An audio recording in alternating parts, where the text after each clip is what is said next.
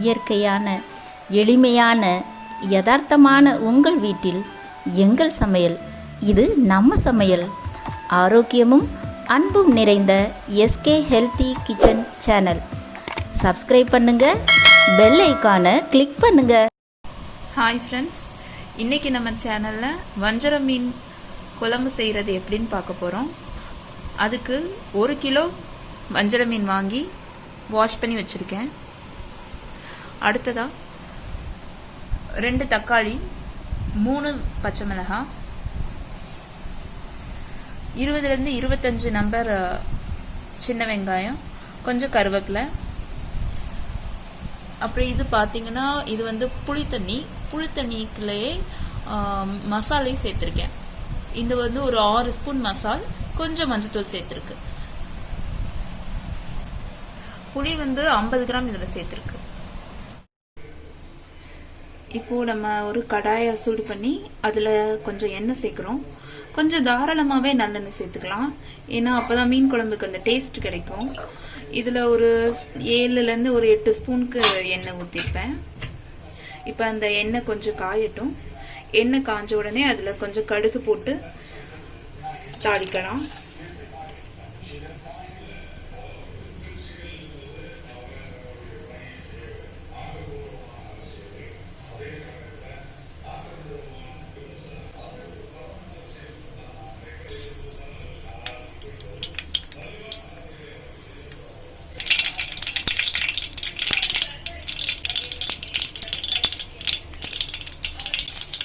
இப்போ அதில் நம்ம கடுகு வெடிச்ச உடனே கருவேப்பிலை போட்டிருக்கோம். அடுத்ததாக வெங்காயத்தை சேர்க்கலாம்.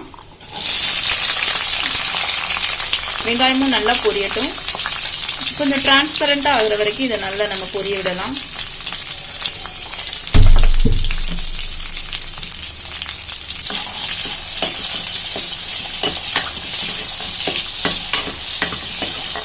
இப்போ இதில் நம்ம ஏற்கனவே எடுத்து வச்சிருக்க 3 பச்சை மிளகாயையும் சேர்த்துடலாம்.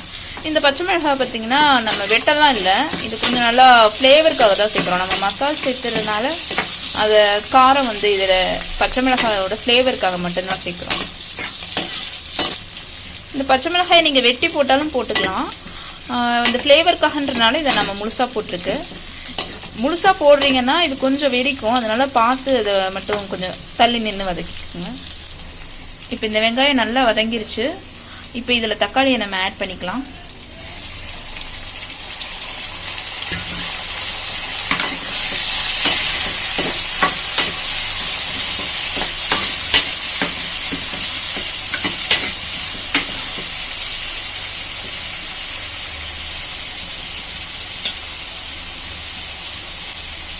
தக்காளி நல்லா வதங்கி கொஞ்சம் நல்லாவே மாவு மாதிரி ஆகிற வரைக்கும் நம்ம நல்லாவே அதை வதக்கிக்கலாம். இப்போ நம்ம ஏற்கனவே கடாயில் போட்டு வதக்கிட்டு இருக்க வெங்காயம், தக்காளி, பச்சை மிளகாய், கருவேப்பிலை எல்லாமே நல்லா வதங்கிருச்சு. தக்காளி நல்லாவே மசிஞ்சு வந்திருக்கு. இந்த ஸ்டேஜில் நம்ம ஏற்கனவே கரைச்சி வச்சுருந்த நம்ம சொன்ன அந்த புளி தண்ணியில் மசாலா சேர்த்த இந்த தண்ணியை நம்ம சேர்க்குறோம். நம்ம சேனல்லே ஆல்ரெடி இந்த மாதிரியான வீட்டு மசாலா எப்படி நல்லா தயாரிக்கிறதுன்ற வீடியோ இருக்குது, அதை தவறாமல் பாருங்கள். இப்போ நம்ம இதை இதில் சேர்க்கலாம்.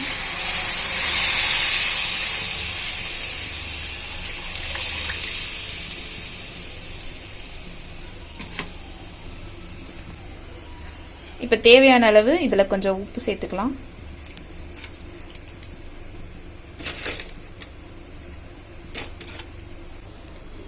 இது நல்லா கொதி வந்த பிறகு இதில் நம்ம ஏற்கனவே கழுவி வச்சுருக்க மீனை சேர்க்கலாம். ஃபஸ்ட்டு இதை மூடி வச்சு கொதிக்க விடலாம். இப்போ நம்ம நல்லா அந்த குழம்பு வெந்துருச்சு. பார்த்திங்கன்னா அந்த மசால் வடையெல்லாம் போய் நல்லாவே குழம்பு வெந்துட்டு தெரியுது. கொஞ்சம் எண்ணெய் பிரிஞ்சு வந்திருக்கிறது உங்களுக்கு தெரியும். இந்த ஸ்டேஜில் நம்ம ஏற்கனவே வாஷ் பண்ணி வச்சுருக்க மீனெல்லாம் சேர்த்துடலாம்.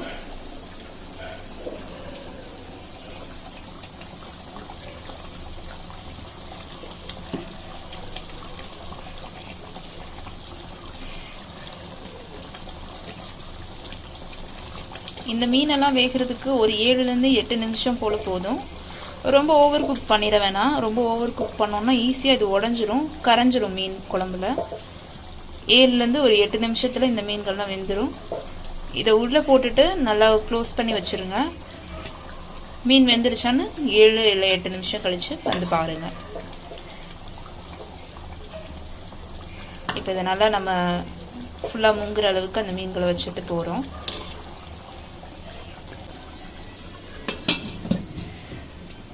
சரி, இப்போ நல்லா வேகட்டும்.